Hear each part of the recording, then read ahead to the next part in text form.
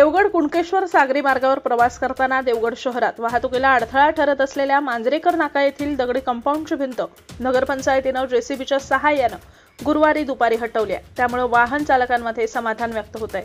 देवगड कुणकेश्वर सागरी मार्गावर एसटी प्रवासी फेरी मागील 1 महिन्यापूर्वीच सुरू झाली आहे, मात्र ही कंपाऊंड वॉल एसटी वाहतुकीला प्रमुख अडथळा ठरत होती। देवगड मांजरेकर नाका येथील दगडी कंपाऊंड वॉल कुणकेश्वर इथं एसटी जाताना वळण घेतेवेळी अडथळा निर्माण होत असल्याने चालकाला देखील कसरत करावी लागत होती।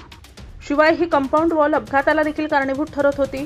ही कंपाऊंड वॉल वाहतुकीला त्रासदायक ठरत असल्याने ते बांधकाम हटवण्यात यावं अशी वाहन चालकांची आणि नागरिकांची देखील मागणी होती।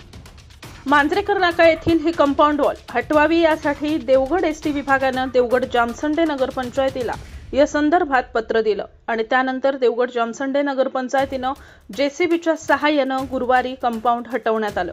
ही कंपाऊंड वॉलची भिंत हटवल्याने वाहन चालकांची होणारी गैरसोय दूर झाल्याने वाहन चालकांमधून समाधान व्यक्त होताना दिसतंय।